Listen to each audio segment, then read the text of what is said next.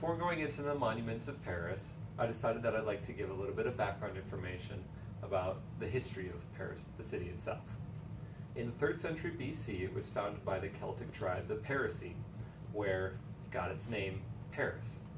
In 52 AD, it was conquered by the Romans, because at that time the Romans were conquering many things. In the 3rd century AD, it was converted to Christianity, and in the 11th century AD, it was one of the largest cities in Europe with a population of 200,000 people. In 1789, it was the center of the French Revolution, and through that rough time, it still remains one of the largest cities today with a population of 2.2 million.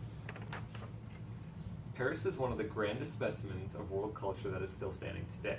Here are some of the monuments that attest to its global standing.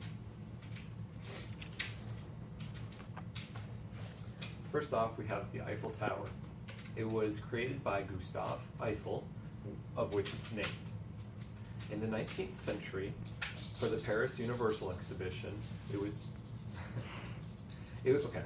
created in the 19th century for the Paris Universal Exhibition, or its version of the World's Fair. It stands 314 meters tall, or roughly 10,030 feet.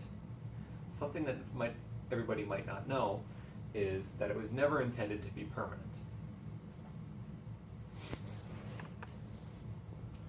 So everybody might be wondering what the Paris Universal Exhibition is. It's kind of Paris's version of the World's Fair. The World's Fair are held to show each country's specific achievements in culture, art, and science. Paris held it in 1889 to commemorate the storming of Bastille, or the start of the French Revolution. The second structure that I'd like to talk about is the catacombs.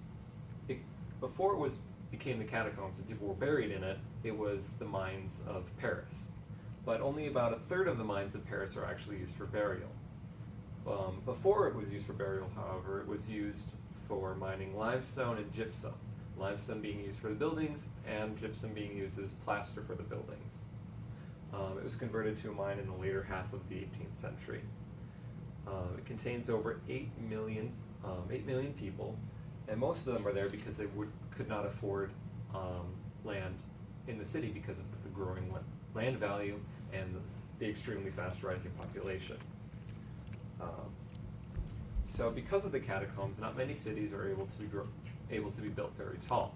Because of their weight, they're afraid that it would collapse into the catacombs.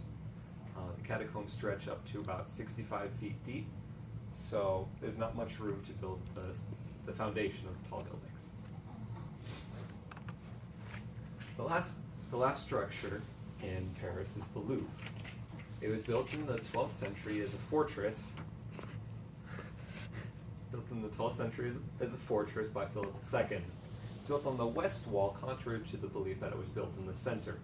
Because if it was built in the center, it wouldn't have served any military value. Because it was on the wall, it was much more helpful. Because as soon as someone gets through the wall, the war is over, the battle's over. There's no help being in the center of the city. But after the French Revolution, it was converted into a museum, and it held about 537 paintings and 184 works of art. 3/4 of those were from the royal collection. Today, it holds over 380,000 artifacts and 35,000 works of art. One fun fact that not everybody might know is that when Napoleon was in charge of France, he temporarily named it the Museum of Napoleon, which might have been a little narcissistic.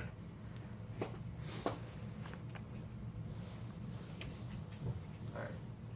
So the Eiffel Tower, the catacombs, and the Louvre are just 3 examples that attest to the illustrious history of the city of Paris.